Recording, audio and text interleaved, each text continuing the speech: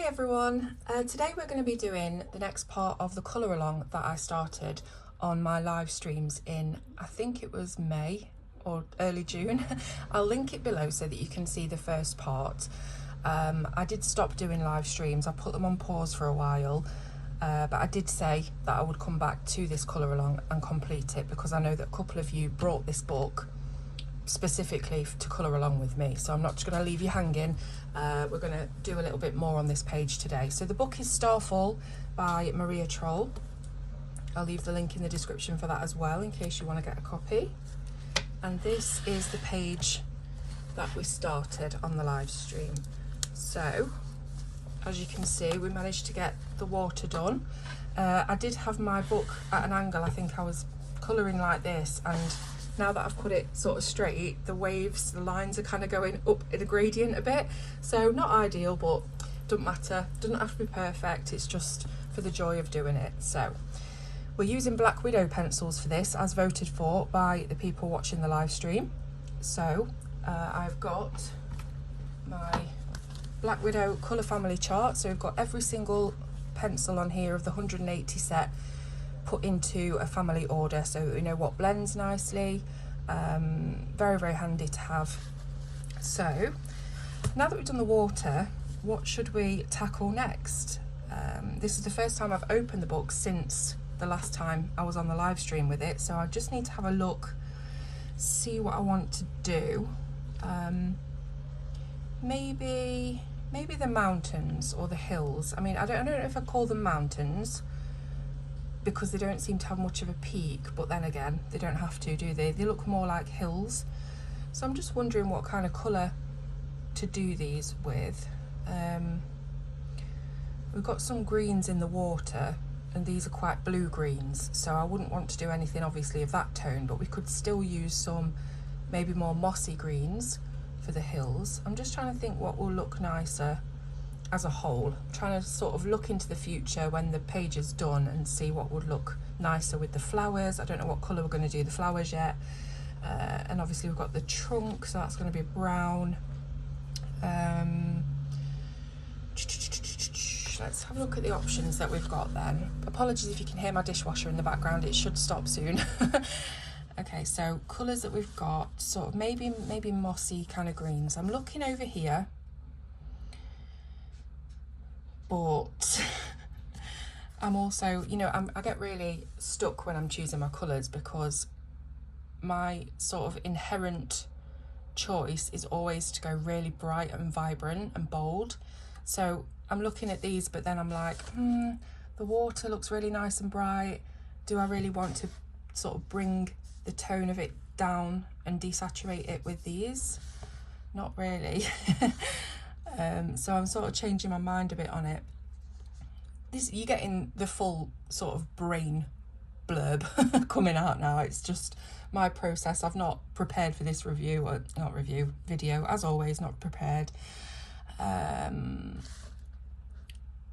Irish green and green grass is quite nice because it still does have some of that slightly muted, sort of a little bit desaturated tones. It's not as vibrant as, say, the lime fruit or these peppermint cicada. I think that's how you say that word.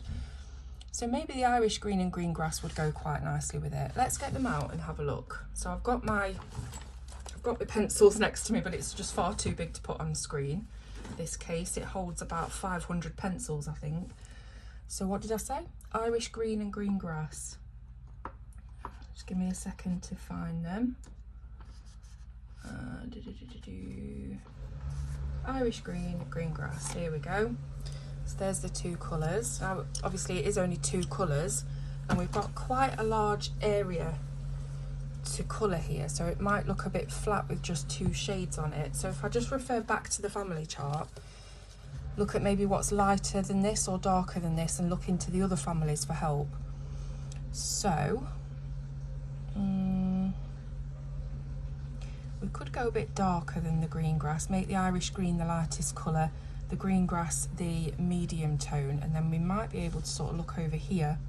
Maybe forest would be nice. I think that's got a couple of similarities with the green grass. It just works better over here as a family. So forest then, let's grab that out. Not sure what set or what set that they came in, that one, so I need to look through all the names. So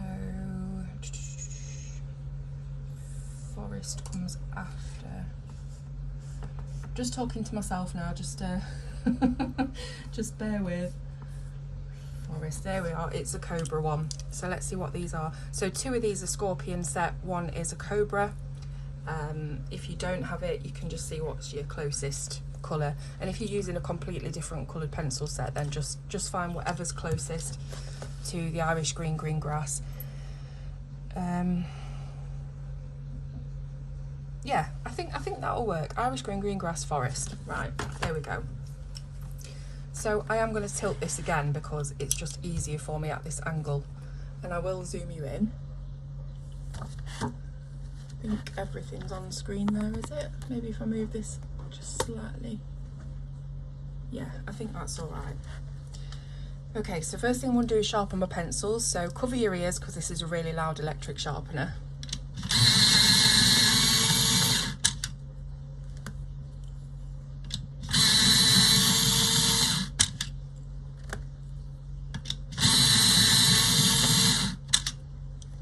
Look, all 3 are sharpened. It's a little bit of a flat tip on this. I think I might need to turn it a little bit more to get more of a tip. Oh, that's definitely longer. I think we'll be all right. I don't want to waste the pencil. Okay, so I usually start when doing colour pencil work with the darkest colour. I know this is a different preference for everybody, but that's just how I do it. Normally when I'm colouring with alcohol markers, if I'm doing something like skin, I would probably put a base coat of the lightest colour down first and then work backwards. But with pencils, I tend to do dark to light, so it's up to you how you like to do it. So where all of these mountains or hills overlap each other, there would be, I guess, natural shadow cast from the one in front. I'm not, you know, a professional on light source or a proper artist or anything like that, so take that with a pinch of salt, but this is just how I would colour it if I was sat on my settee, as I normally am, colouring, watching a film, eating some chocolate, you know. That's my happy place. So I'm just starting with quite light scumbling motions on this side of this line, so it's like colouring the object that's behind the one in front. And this is the Forest pencil from Cobra, so it's the darkest one. And I'm just gonna sort of scumble quite a light layer just all across that line, so I've got a baseline of where I'm starting with the shadow. Now there are some lines on here that the illustrator has put in to show, I don't know really, I guess to show form, and just make them a bit more interesting to the eye than having a big blank blob. So I might come back in after the first few layers and put, you know, some detail with shading in there. But the Black Widow pencils they're lovely to blend, and again, it really does matter what paper you're using, that's the most important thing. But they are definitely, if you're used to Prismacolor, they are a harder lead and they're not as smooshy. They don't seem to want to blend themselves, you've got to sort of build up to it. So with this paper being fairly smooth, there is a slight tooth to it. I don't really want to go in there all guns blazing with heavy pressure and then end up not being able to blend it properly. So this is going to be a little bit more of a slow process than I'm used to. But I tell you what, just recently I've seemed to have gotten better at going slower with my colouring pages. So I've been doing this since 2015, which is what, it's nearly 10 years ago, 10 years next year. And up until, I'm going to say, a month ago, that whole time, 9 years, I've just wanted to get in there, colour really fast, use hard pressure, get it burnished quickly, and then move on to the next page. I'm definitely not someone that's got a lot of patience. And I think just this last month or so, I don't know why, but something's just clicked with me that there is real value in taking your time with something, especially when you're colouring for mental health reasons and you're doing it for relaxation and mindfulness. There is something about going super slow. And, you know, if you just talked to me about this 2 months ago, I would have been like, nah, it's not for me. But I don't know, something has just changed. I'm not really sure why. I just I find it more relaxing to go slow and not think about the rest of the page. That was another thing. I'm constantly thinking, oh, I've got so much space I've got to fill in, and then I've got to do this, and then I've got to do that. And I was thinking forward too much. But now I'm just concentrating purely on the small area that I'm working on right now. I'm not thinking too far ahead. I think that's a big thing for people with anxiety, is they think too far ahead, and I'm the worst for that in every scenario.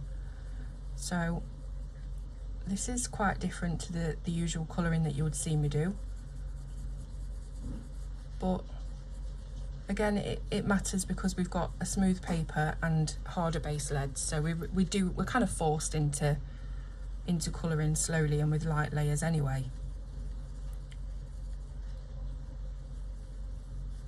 But yeah, I put a post about this a while ago about me stopping the lives. So I did the lives, I think, for 3 months, maybe less. I did them every Tuesday, and the best thing about them was talking to all of you in real time.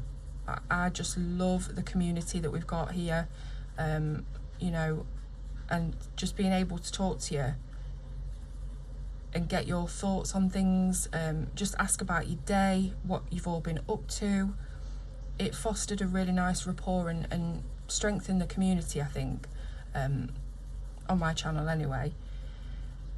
And I really, really enjoyed it. But I was finding myself afterwards just being very, very drained. And obviously with it being once a week, I'm going to move on to the second colour now. This is green grass in the scorpion. Because it was once a week, it didn't seem too bad at first.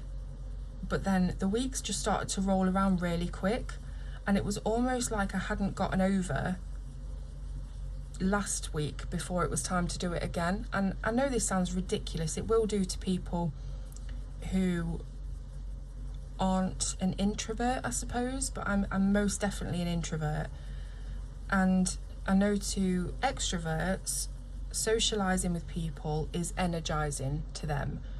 Whereas for me, it is quite draining, and I need a lot of time to sort of be quiet, be by myself and recharge after I've been in a social situation. And that applies to everything, family even, you know. It's not just people I don't know or people I'm talking to from the colouring community, it's everyone, it's everything. So that's the reason why I stopped the lives. I just felt like it was becoming, I don't want to say dread, because that sounds horrible, like I'm dreading talking to you. It's not that at all. That, like I say, that was the best bit of it for me, not the colouring. But it started to feel like something that I'd committed to and had to be done. And that's not the fault of anyone else but me, because I made the decision to do the weekly lives. And I really felt like when I put the post out about stopping them for a bit, I really felt like I'd let people down. And not just that, but that I'm just quite flaky as a person, because I'm like this. I've been like this since I started the channel. I'll say I'm going to do something and I really have full intention of doing it, but it never gets done, it never gets complete. And it's just that trying to finish things and starting projects, no problem. It's completing them that I seem to have trouble with. So I would like to come back and do some more lives. I don't know as if I'd want to sort of lock myself into a schedule again. That's the only thing. When it becomes what's the word I'm looking for? A commitment. When it becomes something I have to do, then all of a sudden I feel like I can't do it. And I hate it because it makes me seem like such a like I say, a flaky or weak person, but it's not under my control really. This is Irish Green from Scorpion, so we're on to the lightest colour now. So yeah, I just wanted to talk about that with you because I know there's going to be a lot of you watching this that were part of those lives and you want to continue colouring this page with me. So I wanted to give you a bit more of a full explanation really. I think what I've learned is that I can't commit myself to anything as much as I want to, and I'd love to be that channel that goes live every single week at the same time, year round, you know, maybe take some time off for holidays or whatever, but be a little bit more reliable. But it's just not something I can keep up with. I don't know if it's my personality type, I don't know if it's something to do with anxiety or ADHD even. But yeah, so that's my explanation of why the lives have stopped for now. But like I said, the worst thing would be not to carry on this colour along and to leave you all hanging, especially after you've bought the book for this reason. So I was definitely not going to do that. I just needed to carve out a bit of time and motivation to do it, I suppose. Motivation's a big thing for me. I feel like sometimes I get frozen, not cold, but frozen as in can't seem to do anything. I find myself doom scrolling a lot, so you know, TikTok is never ending and you end up just wasting time, don't you, on that? And all the time that I'm doing that, if someone was looking at me, sat down on the phone, they'd think, God, she's lazy. Why don't she get up and do this needs doing, that needs doing? And people would think I'm just sat there loving life, scrolling along on TikTok, not worried about anything. But in reality, I'm sat there scrolling and all I'm thinking is, you should be doing this, you should be doing that. Why don't you just get up and do it? You know, I don't really call myself lazy because I know it's not laziness, but I do berate myself about not having the motivation and the will to get things done. So for anyone that thinks I'm just sat there, you know, loving life, it's in my head, all I'm doing is criticising myself all the time. But it's like I say, you feel almost frozen. You just can't seem to find the will to get up. And I don't know, I don't think it's depression. It's not that. It's more of like, I think they call it executive dysfunction. Like you've got all this stuff in your head that you know you need to be doing and that you want to do even, but the will to get up and do it just isn't there. And then afterwards, and you haven't done it, you're even worse and even harder on yourself. So there has been times when I've literally forced myself to get up and get things done, and then obviously you feel better afterwards. You hate it while you're doing it, but you feel better afterwards because you've achieved it, you've actually done it. So there's ups and downs, you know. I think TikTok, it's like I said, it's never ending, and it's a constant dopamine hit, isn't it? Because you've constantly got something new to interest you. If you don't like that, you move to the next one and carry on. So I mean, I've even started fast forwarding you know, YouTube videos that I watch, even some of the TikToks that might be 30 seconds long, but I'm there holding the screen to make it go twice as fast. And I think a lot of people are like that. I think since COVID and the advent of TikTok and YouTube Shorts, Instagram Reels, very quick, snappy content, I think that's how a lot of people are feeling. But as for the like not completing stuff, once they've started, that's me since forever, you know, that's not a new thing. So that's why generally I try and keep myself away from saying I'm going to commit to doing a colour along for you, because I just know that I'll do part 1, part 2, and then I'll lose interest. And it's not fair on anybody.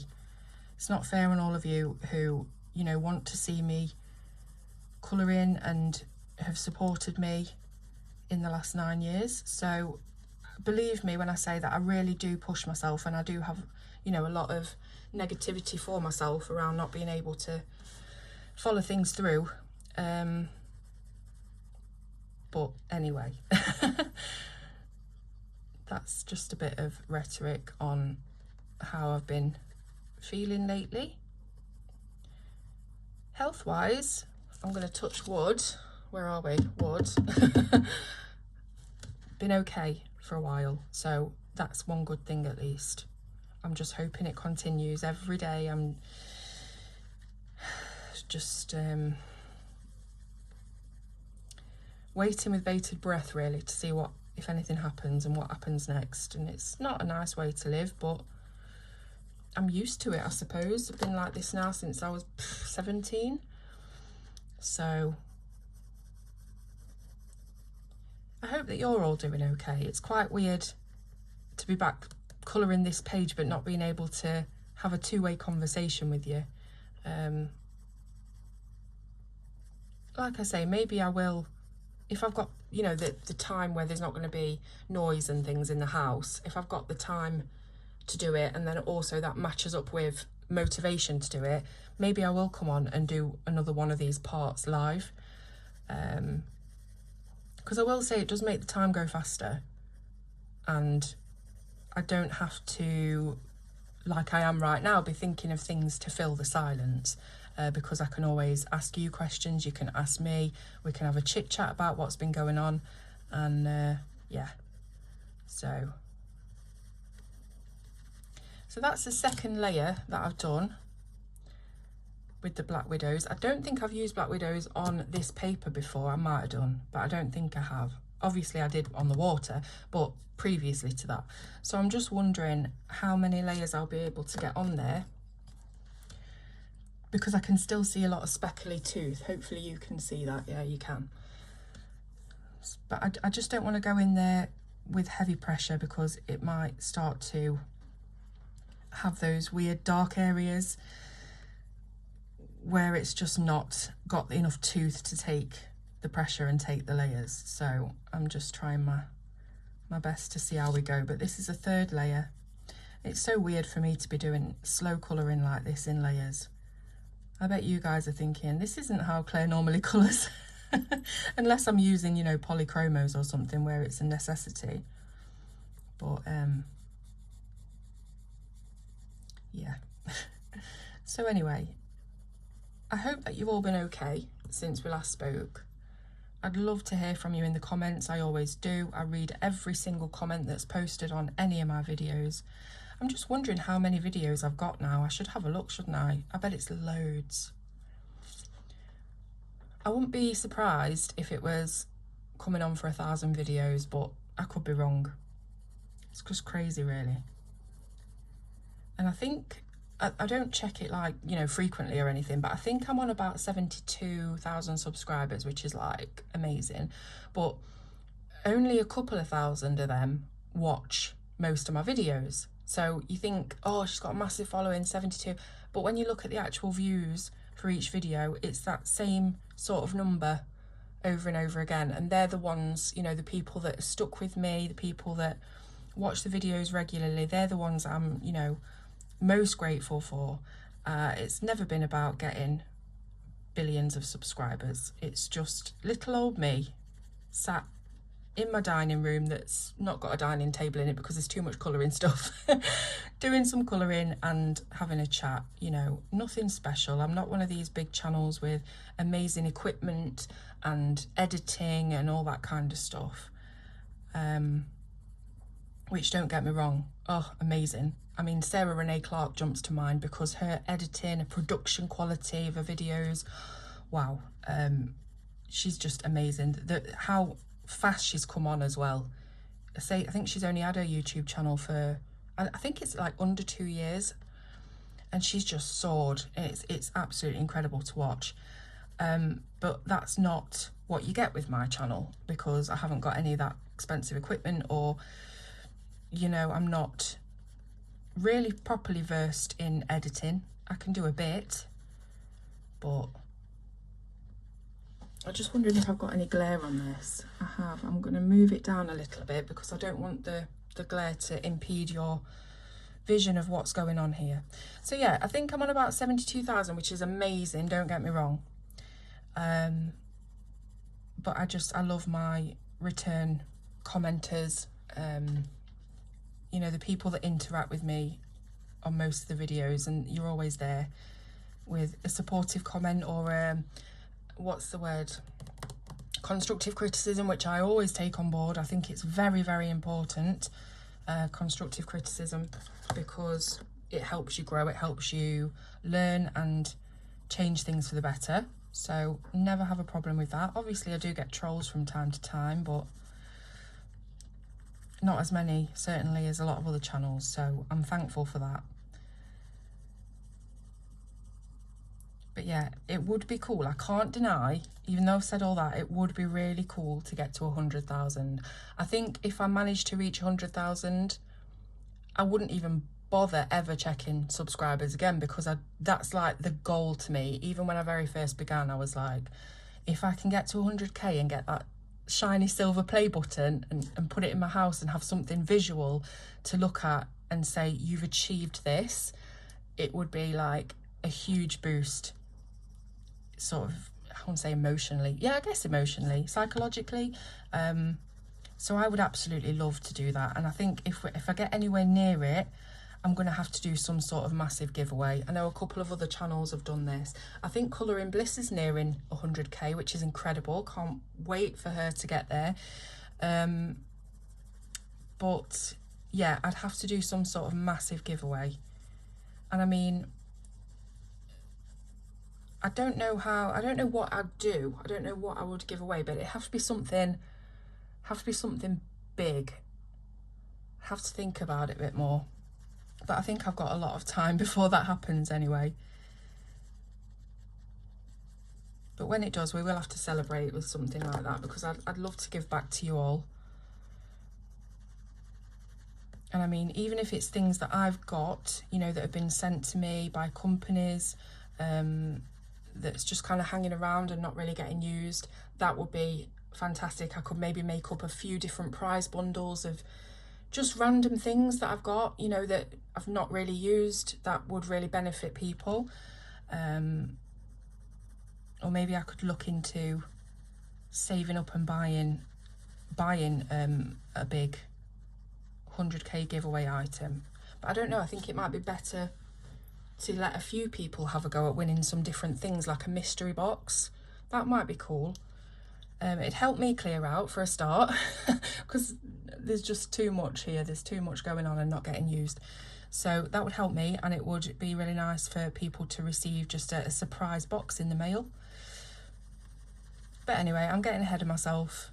I don't really know how, I mean, I've never done anything really that could boost my subscribers. I've had giveaways and things, say subscribe to the channel, but I don't really know how you can accelerate that process. I'm not really that bothered about accelerating it. It's just kind of again, I'm thinking ahead, and just thinking how cool it will be, because I know I'm never going to get like 1 million, so that's not even on my radar. But 100,000, I think it's doable. So again, just for my personal sort of fulfillment and gratification of being able to hit a target like that, would be really, really nice. Okay, so waffled on, but I think that's 3 layers. I can go in with a 4th layer because the speckle is slowly disappearing, and just use the point of the pencil to try and fill in a few of those areas. I could also use some blending solution. Tell you what I'll do this particular hill just with pencils, and then I'll come to maybe this one over here and we'll do some blending solution, see what it looks like. So this is starting on the 4th layer now, just going backwards and forwards with the 3 colours from dark to light. And now I'm just really concentrating on trying to fill in the tooth. So again, using the point of your pencil is helpful for that, to really push that tooth down. And if you find that you're getting a little bit blunt, if you just, not even a quarter rotation of the pencil, you'll find another sharp edge that you can use. I do that all the time, especially when I'm using softer pencils. I was doing some fur with luminance the other day. I don't know if I've got this to show you. This is a really sort of all over the place. It's supposed to be a colour along this book, and now I'm talking about this. Yeah, I did this page the other day in Fairy Tales and Folklore, and I did this very curly, sort of soft, cuddly teddy fur on this deer. Now, I know that deer don't have this kind of fur, I know that, but I did want to make it, I did want to do something different to the mice, because I did sort of straight fur on that, and so I thought I'll make it look a bit like a plush sort of teddy bear, and a couple of people have asked me to do that as a tutorial, so I will do that. It's super easy. What was my original point? Yeah, so colouring with softer pencils. I did this fur with luminance, and you know, as soon as you put them to paper, they get blunt. They're so soft. So I was constantly very, like, minuscule rotations of the pencil just to get the harder side, the pointier side rather. And yeah, that's that. So anyway, that's what I'm doing now, just constantly sort of having a little bit of a rotation when I feel the point has started to I've just said the word, where's it gone? Blunt. When the point is starting to blunt and go flat.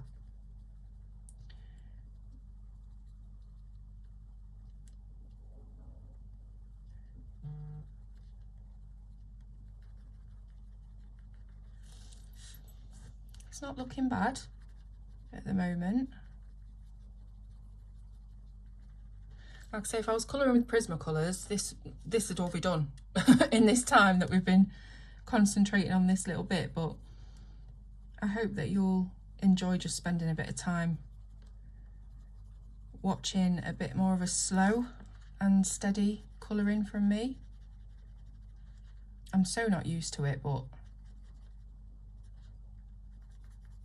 I've just learned, I think, recently that it's about the process of colouring. It's not about getting to the finish line and having the finished page. I mean, that's lovely, of course, but I don't know, I think I've learned to sort of calm down a bit and appreciate the process and the relaxation that it gives, you know, going slow and steady.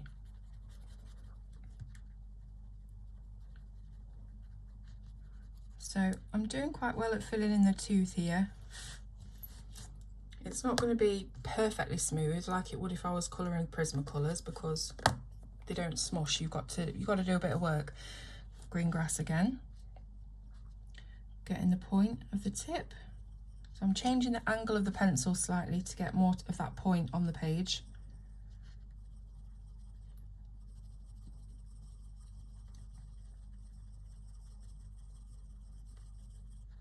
It's very warm here. It has been for the last few days, and I can't complain. I'm not going to do the typical British thing and complain, or maybe I will. But we've had a really bad July. It rained a lot, and it was just like, where's summer? Where is the summer? And now for the last few days, it's been ferociously hot enough to scorch a lizard, as I told my mate the other day. It was 27 degrees yesterday, which is obviously Celsius. I know a lot of you are in the US and you use Fahrenheit. I'm not sure what the equivalent of that is, but it's really hot. And also, it might not sound hot to you guys in certain states of the US when you convert it to Fahrenheit, but you've got to remember our heat is so different. It's very humid. It's so sticky. I'm sat here now with a sheen on all of my skin. I'm just feeling my chest at the moment, and it's like I'm sticking to my own chest. So it's horrible. It's a sticky heat, and also we don't have aircon as standard, you know, in our homes or a lot of our shops. So it might not sound very hot at 27 degrees, but it is. It feels it, and we're not used to it, of course, so we feel it even worse. But it is nice, obviously, to have the sun out. It's just, you can't really do much in it. If you sat there and you're in a bit of shade and you don't move, you can probably get away with just being slightly sweaty, but you're okay. The minute you start doing anything, you're literally dripping with sweat. It's just ridiculously humid and hot and sticky, and unworkable. You just can't do anything physical in this weather. So I feel so sorry for people that are working outside, like, you know, builders and bricklayers and people on roofs and all that kind of stuff. Oh no. No, I wouldn't survive. So we're going on with our fourth and final layer now. Lightest colour, what's it called? Irish green. Love that name, Irish green. Went to Ireland last year for the first time in my life. I've probably told you all about this, but I always forget. That's another thing about me. I forget everything that I've said and who I've said it to, so I'm repetitive. So yeah, went to Ireland last year. We just went for a couple of days because I wanted to see where my granddad grew up. He grew up in a tiny area called Patch, which is in Glenamaddy, which is in the county of Galway. So it's like very, very small area, very rural.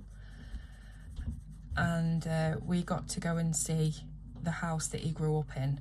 And when I say house, we're talking more of a shed than a house. I mean, it's brick built, but we had to sort of fight our way to get inside through all the weeds and the things that have piled up, because I think it's just used as well, it's not even used anymore. The thing with the island is, rural Ireland, you will often find as you're going through that you've got a lovely sort of usually they're bungalows, lovely modern newish looking bungalow, and then next to it you've got this little house made of bricks that's it looks like a broken down outbuilding, and that will be the original house. It will be the next generation that has inherited the property that have then built the new bungalow next to it. That's kind of what you see as you're going down a road in rural Ireland. You'll see the bungalow and then you'll see the old house. So we went in the old house where my granddad was born and where he grew up, and honestly, you can't imagine. I mean, my granddad was one of 7, I think, and I mean, they weren't all in the house at the same time, because when my granddad, he was one of the eldest. When he'd grown up, you know, the little one was being born. But you just think, how could anyone really live in a house this size? It's so tiny. There's no kitchen, there's no bathroom. When we walked in, it was into the living room, and there's a big fireplace, so you knew that it was the living room. And then there was a room off to the left that had a little fireplace in it, and a room off to the right, again the same, and that was that. Actually no, I tell a lie. There was like a ladder that you could climb up, and you would then be on like a mezzanine level, and I think that's where the kids used to sleep, up the ladder on the mezzanine level. So yeah, no bathroom, no kitchen. And that's where my granddad, I was literally stood in the room that my granddad was born and that he grew up, and it's just crazy. I did dig around in the fireplace because it was a lot of it was soil, a lot of it was ash, and it was just all, the fireplace was properly bunged up with it. So I did a little bit of a dig around in there very carefully, and I managed to find a teapot. And what else did I find? It was like a bowl. It looked a bit like a dog water bowl, to be honest, but I think it might have been something else. What is that? All that? I think that's what I found. Yeah, it was a teapot, but it wasn't really a teapot. It looked like a watering can. Do you know what? I'll have to put I did find a teapot actually, because I gave it to my sister. Yeah, right. Anyway, my brain. And then I brought them home and cleaned them out, and I've got no clue whether they were there from when my granddad was little, or whether, you know, some old tap that a squatter's left behind. But I thought it might be nice to have a memory. But yeah, so all of that came from the word Irish on this pencil. You can see how my brain goes off on tangents, but I'm sure you're used to it by now. Right, there's the 4th layer. I just left a little bit of lighter colour on top. I'm not going to leave it completely white. I'll do a very light pressure bit over the top there. There we go. And I think that's maxed out the layers. So 4 layers. I can sort of see a little bit that it's, what's the word to describe? It's speckly, but it's not the tooth that's speckly, it's the wax of the pencil. It's a wax speckle, not a tooth speckle. Let me see how you can see it. Yeah.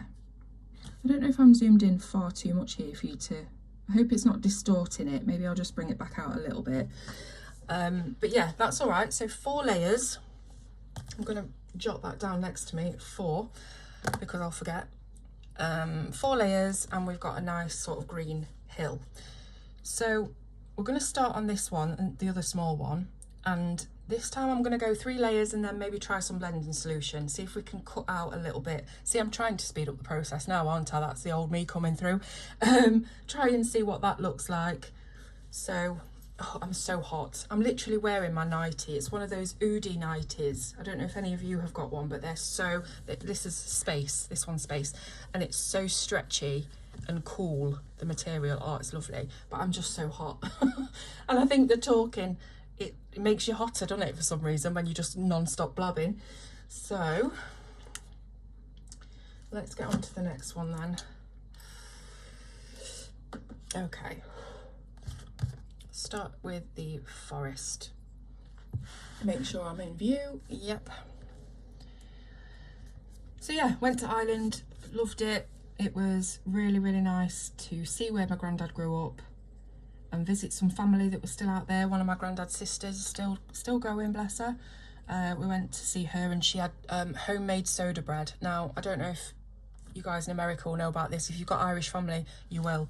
Soda bread it's one of my favourite things on the planet, especially homemade soda bread. What is she then? My granddad's sister. My dad's sister's my auntie, so is she my great auntie? She makes one almost every day, a loaf of soda bread, because that's what they eat. It's like a staple food, and oh my god, it's just so nice. It's dense, but it's light and it's moist, and oh, it's almost like a cake in bread form, savoury, and bit of lurpak on that, bit of, you know, nice salted butter. And she had this best ham, we call it, so the best cut of ham. Oh god, I can't even, it's literally bread and ham on a plate, and I'm acting like it's a 4-course meal, but oh my gosh, you cannot beat soda bread and best ham. Oh, I guess you guys in America would call it luncheon meat, but it's that maybe is a bit of a downgrade to what I'm talking about. Oh, just the nicest. It's almost, it tastes like gammon, you know. It's, oh, anyway. That was a highlight of the trip, as you can probably tell. What else did we do? Like I say, we were only there for 2 days, because that was the one reason I wanted to go, was to see where he was born and where he grew up. So we didn't really do, oh, we went to Knock because that was close by. So there's a kind of tourist attraction, I guess, religious sort of thing, called Knock Stand, and we went to mass there, but it was in German. The mass was, we walked in and the mass had already started in this church. It's supposed to be on the site where, I think it was, I don't know if it was Mary or Bernadette or one of them, and then some angels turned up. They made an appearance at some stage years ago. Couldn't tell you any details, but now it's like a shrine. It's a shrine. And we walked in and the mass was being done in German, but you know, with Catholic mass, it doesn't really matter what language it's in. It's got a formula, you know, and you know where you are with it. You just can't really tell what they're saying for sermons and things. But I'm not a regular mass goer. I was brought up Catholic, and I do go at Christmas, and occasionally on anniversaries and things. But yeah, it was nice actually to be part of a mass at Knock Stand and get communion and everything. So that was really nice. And they've got a stone outside that is part of the original, what was there when these angels and Mary appeared. And you can touch that stone, and it's supposed to have healed people. Obviously, I don't know if that's true or false. But what I will say is, my awful problems that I was having last year, as you'll know about,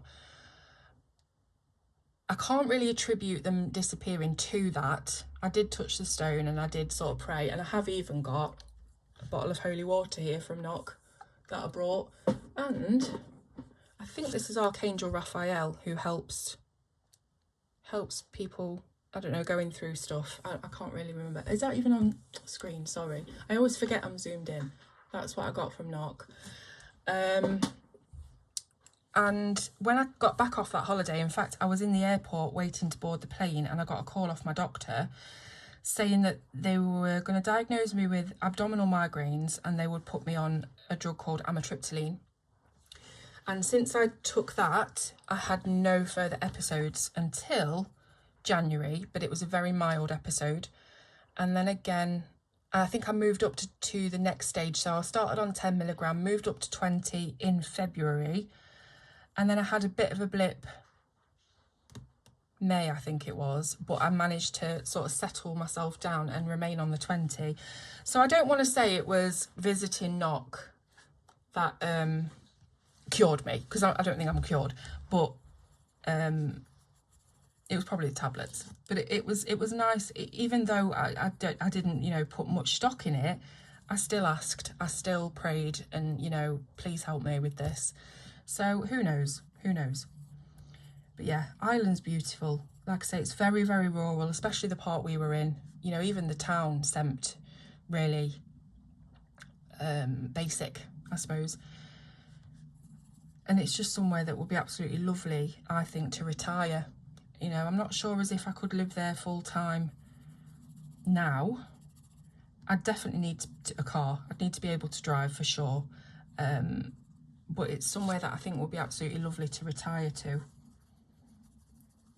because it's so peaceful, you know, and the views, obviously, gorgeous.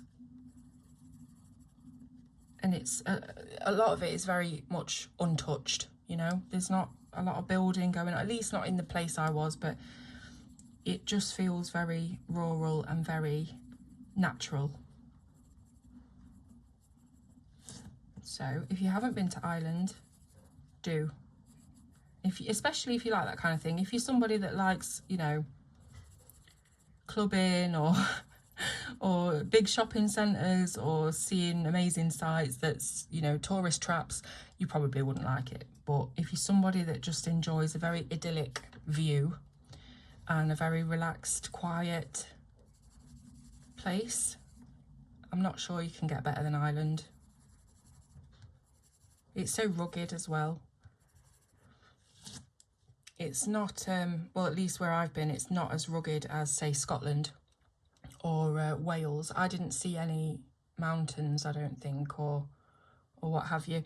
But when we went to Scotland a few years back, we went through the Cairngorms, which is a national forest in Scotland. And oh my gosh, the views, incredible. Same as when we went to Wales, we went through Snowdonia and that national forest. The mountains, it's just, you find yourself in such deep valleys and you're looking up at these huge peaks. Incredible. And that's why I love going not far from me up to the high peaks in Derbyshire. So I live on the Nottingham-Derbyshire border, right in smack bang on the border. And, you know, I've been up to the peaks a lot because it's not too far away, an hour away, less. And that's the views are just incredible. There's a place called Winnet's Pass. I don't know whether any of you guys in the UK will have been through Winnet's Pass, but it's just 1 minute you're sort of driving along and you have all the nice peaks and everything around you, and then you go through this winding road, and all of a sudden you're down at the bottom of such a high peak. It's almost unbelievable to the eye that they're so high. And you try and take picture of it, but you can't get the scale on a picture. You just can't get the scale. So yeah, there's some gorgeous places in the peaks. What I would like to do is go and stay somewhere in dark skies territory. So in the UK and probably elsewhere, there is dark skies areas where there's not much light pollution, and you can really get to see an incredible amount of stars and maybe the Milky Way, and it's very clear. I would love to do that. That would be something that I would think about doing very soon, because we've got the camper van. We can go and we can take our time, and even if it's quite far away, we can stop off along the way, and it's just ideal, really. So I would love to do that.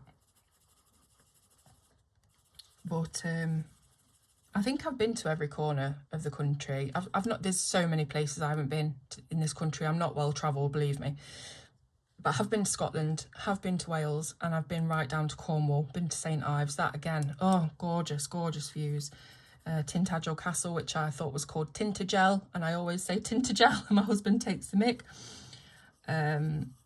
Oh, beautiful coves and blue seas, oh, gorgeous. And I don't really know, we've just, all from that Irish green pencil, this is where we've ended up in the conversation. I think for this part, I'm just going to do this one and then we'll come back to this another time because I'm sort of getting a bit antsy with it. I think it's going to take too long for me to do the rest of these hills, and I've not got the time because my husband and my youngest are busy at the moment, but they'll be back. So I haven't really got time to do a very long video for you this time, but I just wanted you to know basically that I do still have this project in mind. I haven't forgotten about it. I haven't left you hanging for too long. So hopefully just this little bit of waffle, colour and waffle. I should just call myself Colour and Waffle, or Waffle with Claire. Waffle with Claire would be better.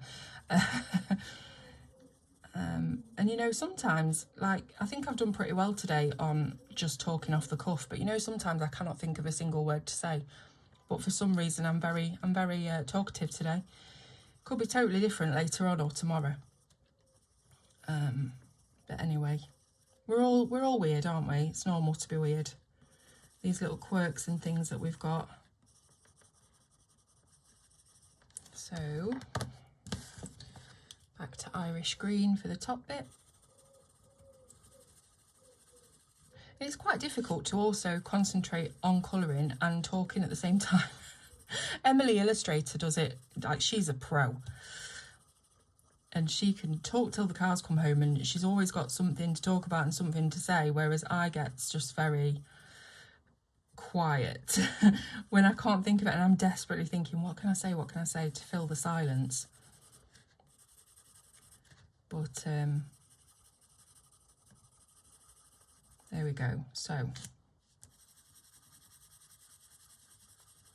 first layer on.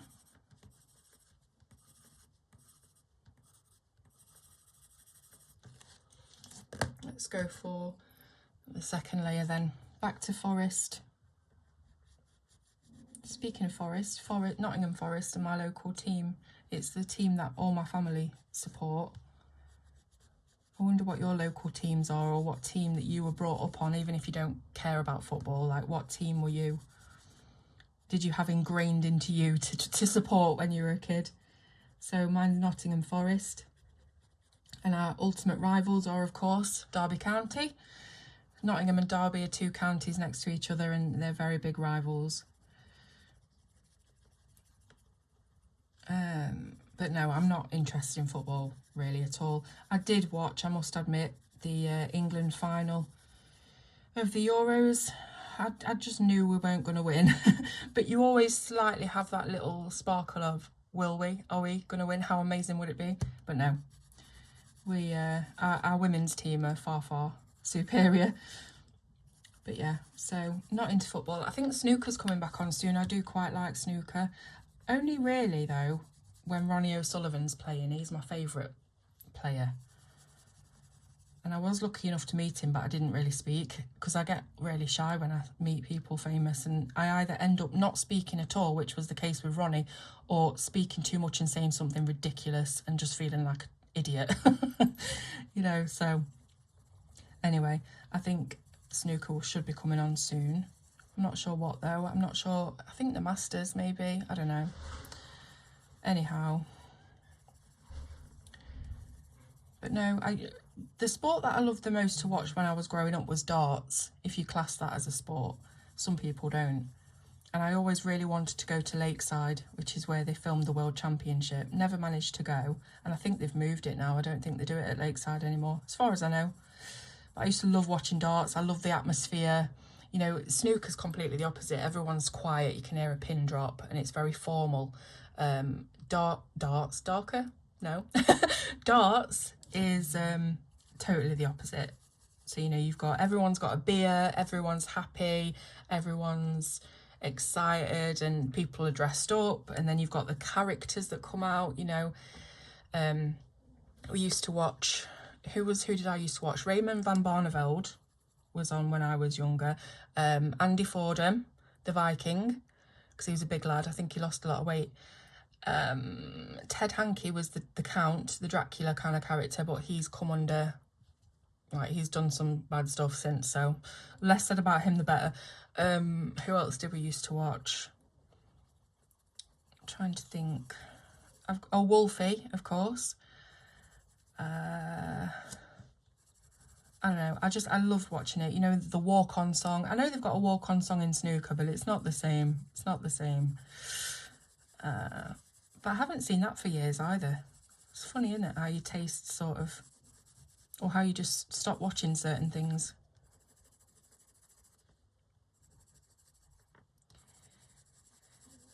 So I don't know how we got onto sport, but there we go. So it's going to be August on Thursday. I'm hoping it just stays sunny. I'd prefer it if it wasn't this hot and sticky, but I love the sun. I love to see the sun. I don't want to be hot at all, but I love to see the sun. It's a mood elevator, isn't it? It lifts you up when it's nice outside. Although the start of this summer, when we actually started summer quite early, we had a lot of really hot days in May, and it felt like, wow, we're in the middle of summer here, but we're still in spring. And I will admit that going out in the back garden in the heat, in the sun, as much as I used to love it, it did sort of bring up memories of last year when I was so poorly in summer. So I'm trying to get over that, if you know what I mean. I'm trying to not let those memories affect me, because quite a lot of the time after it happened and I was so poorly, I was in this cycle of negativity about having gone at all, and what happened to me, and why did this happen to me? Why couldn't I for once go somewhere? I've not been abroad for 17 years, so why couldn't I once push myself out my comfort zone, and it worked, and it was fine, and it was brilliant? Why did it have to go wrong? And all that was kind of going around my head for quite a few months. But now I'm trying to get myself in the mindset of, we had a really good first couple of days there, and it was such an incredible place, and it was where my grandma grew up. So it was very, very special to me to be able to make that journey with my mum and my sister as well, and obviously my son, my eldest son, came with us. And I'm trying to think more positively about it, but I do honestly feel sometimes like, why couldn't it have been good, you know? And I don't know. But yeah, this kind of time of year, this being the first summer after it happening, it did bring back some memories and just sort of feelings of, oh, I remember when I was sat in the garden last year and just feeling like absolute death, you know? But anyway, I'm trying to get over it. Right, so this is second layer, isn't it? I'm not even keeping up with the layers. So I'm going to go for one more layer. We'll do the blending solution, we'll see how it's turned out, and then I'll come back another time and we'll carry on. I think that's the best thing I can do, is do more sort of short stints when I feel like it, if that's all right with everybody else, if you don't mind that kind of waiting between smaller parts. I know it's not ideal, and I might one day just have a burst and do a load of it, but I can't commit to that. And I'm sure if you're using different pencils, especially a waxier pencil, well, not waxier so much as more of a creamy pencil, you will have done this in the first 10 minutes of this video. But what are we on now? Okay, so we're on about an hour and I've done 2 little tiny hills and I've not even finished that yet. But this is a good video, I guess, for those of you who just want to put a video on in the background, maybe when you're doing your washing or something like that, and you just want to hear somebody talking to you. It's not necessarily the best instructional video for colouring, it's just a bit of a waffle, bit of a catch up. So, third layer going on. Being a little bit freer with it this time.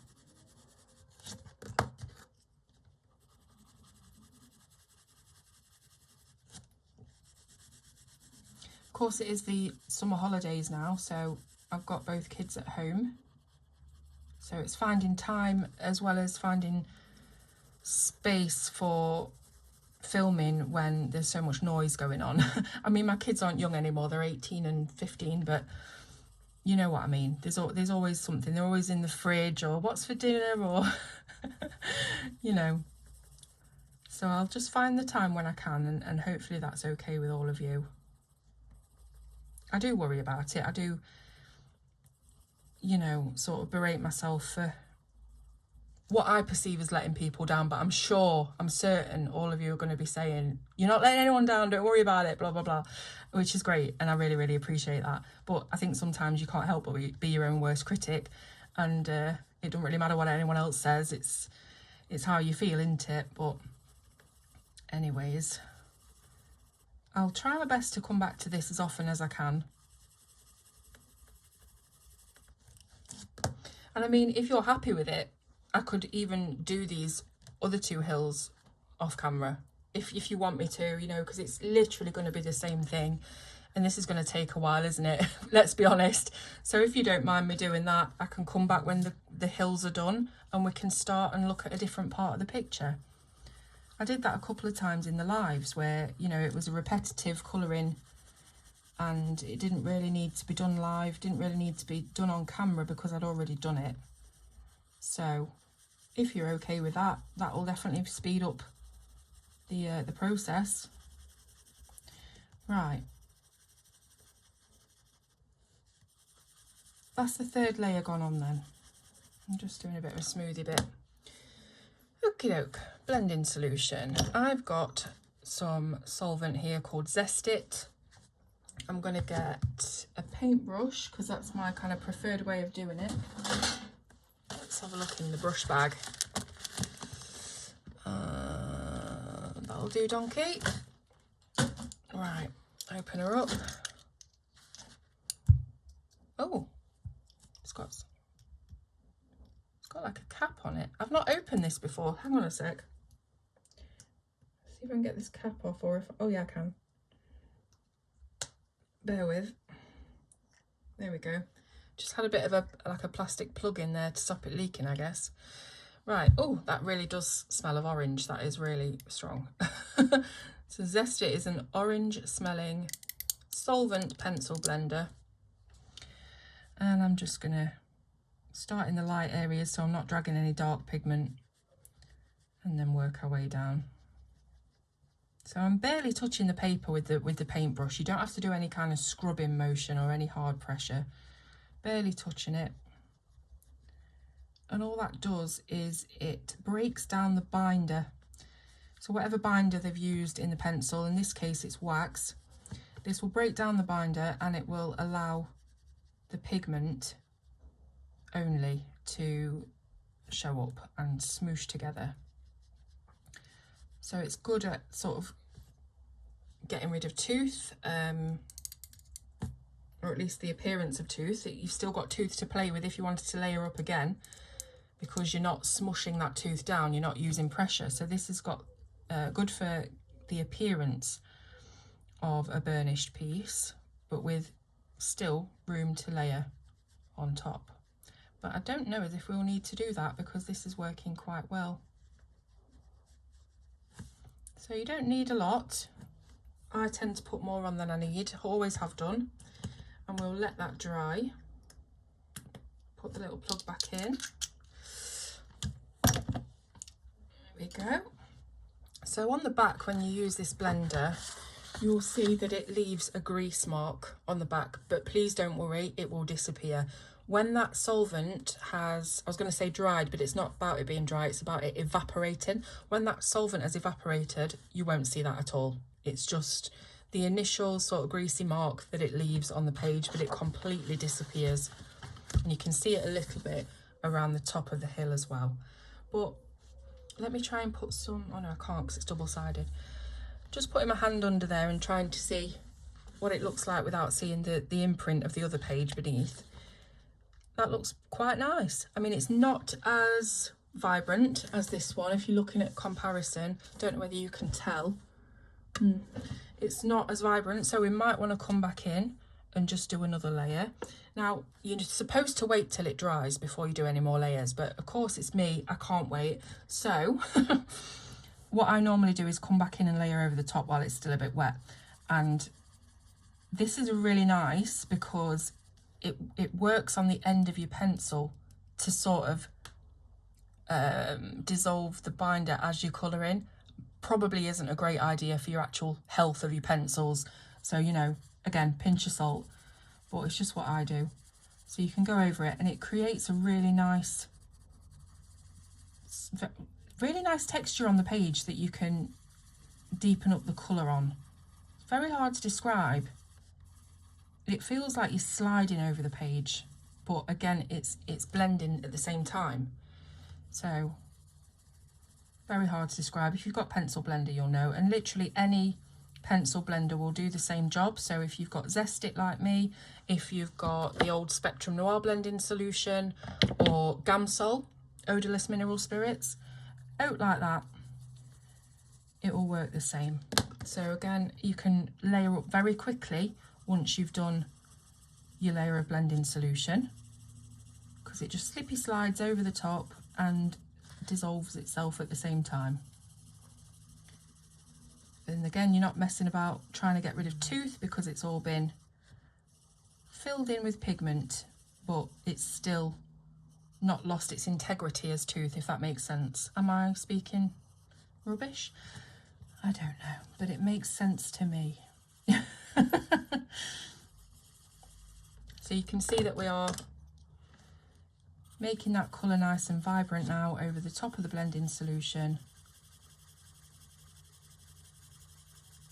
And we can use a bit more pressure because it's allowing us to. It's just melting it as we're doing it. So make sure that it's as blended as it can be on the transition lines between the colours. And there we are. So it's still not fully evaporated. Don't worry about that, it will do. But you can see it leaves you with a nice flat colour. And if we do compare it to this, I'm not sure whether, I might have to move it up a bit. So let me get it in the light. It's hard for me to show you, but it is, the wax is quite speckly on the Black Widows in this blend anyway. Whereas over here, it's a lot flatter. It's flatter colour and it's still the same vibrancy. So there you go. Gonna zoom you out now. So thank you very much for sticking with me for an hour. I hope you've enjoyed listening to me. I've really enjoyed doing it, and again, like I say, I'll be back and I'll do bits and bobs when I can, when I feel like it. And I've got loads of other stuff to come as well. I've got to organise my reviews of the new markers by Karen, Real Brush Pro and Deco Brush Pro, I think they're called. What else have I got on the list? I've got to review Lana Green's book. I've got to review Floribunda by Layla Dooley.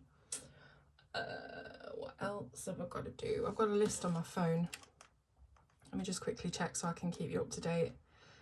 Where are we? Okay, yeah, I've got some markers to review. These are the Faber-Castell. There goes all the Copics. These are the Faber-Castell Albrecht Dürer watercolour markers. I've got those to review. I've got to do a colour along in Fairy Tale and Folklore, of course. You know, with me sort of helping in a small way to bring this book back, I would love to be able to do a colour along for that with you guys. And I've got the Maria Troll colour along that I'm doing right now. So there's always something to be done. So thank you once again for joining me. I hope you've enjoyed it, and let me know, if you want to chat in the comments. I'm always here. So thank you so much for watching, and I will see you next time on Colour with Claire.